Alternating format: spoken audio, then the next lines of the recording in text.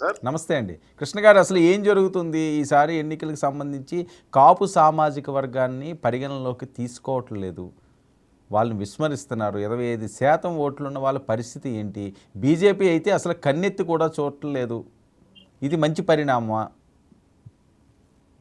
Sir ముమ్మాటికి ప్రస్తుత పరిస్థితుల్లో అన్ని పార్టీలు కాపుల్ని చిన్న చూపు చూస్తున్నాయి సార్.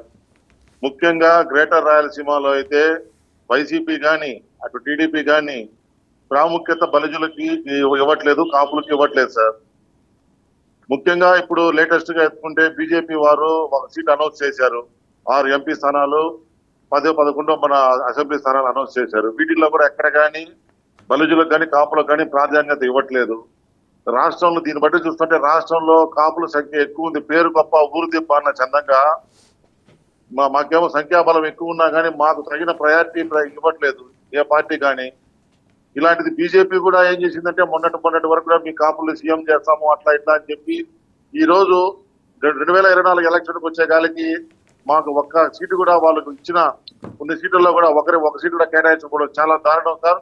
దీన్ని తీవ్రంగా మేము బలి సంఘాల తరపున తీవ్రంగా ఖండిస్తున్నాము. ఇలాగనైతే రాబోయే రోజుల్లో తగిన మూల్యం చెల్లించుకో ఉంటారు సార్ ఖచ్చితంగా వీళ్ళు.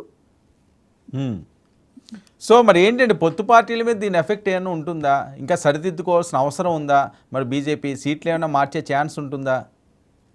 సార్ ఖచ్చితంగా దీని ప్రభావం అయితే ఖచ్చితంగా రాష్ట్రంలో ఉంటుంది. ఉన్న పార్టీలు కూటమి పార్టీలన్నీ కొద్దిగా ఆలోచించి ఇంకా టైం ఉంది కాబట్టి ఎలక్షన్కి పోయేదానికి నామినేషన్ పెట్టడానికి టైం ఉంది కాబట్టి తెలుగుదేశం పార్టీ కానీ అటు బీజేపీ పార్టీ కానీ పునరాలోచించుకొని కాపులకి బలిజలకు ప్రాధాన్యత కల్పిస్తే వాళ్ళు ఇంకొద్దిగా భారీ మెజార్టీతో గెలుపొందే అవకాశాలు ఉన్నాయి. దయచేసి నేను అన్ని పార్టీలకు నేను కోరేదంటే రాష్ట్రంలో కాపు బలిజలు ఎంతో నమ్మకమైన వ్యక్తులుగా ఉంటారు. అలాంటి వారికి తగిన ప్రాధాన్యత ఇస్తే మేము ఎక్కువ సంఖ్యలో మేము గెలిపించుకొని మేము ఈ సందర్భంగా తెలియజేసుకుంటున్నాం సార్. సో మార్చుకుంటారని ఆశాభావం వ్యక్తం చేస్తున్నారు. ఖచ్చితంగా మార్చుకోవాలి, లేదంటే ఆ పార్టీలకే ఇబ్బంది అవుతుంది.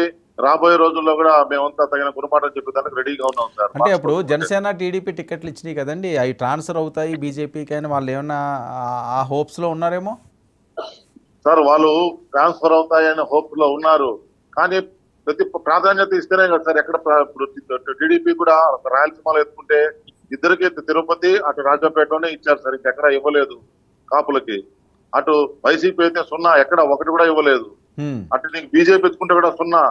ముందు 2019 ఎన్నికల్లో చాలా మందికి ఇచ్చారు, అంత ముందు ప్రాధాన్యత బలిజులకు ఉన్నది. ఇప్పుడు పరిస్థితుల్లో ప్రాధాన్యత లేదు, బలిజులకి కాపులకు ప్రాధాన్యతను పక్కన పెట్టేస్తున్నారు. దీనికి రాబోయే రోజులు తగిన మూల్యం తెలియచుకుంటారు. మేము అన్ని కాపు సంఘాలంటే ముక్త కంఠంతో మేము చెప్తున్నాము, ఇది సరైన పద్ధతి కాదు.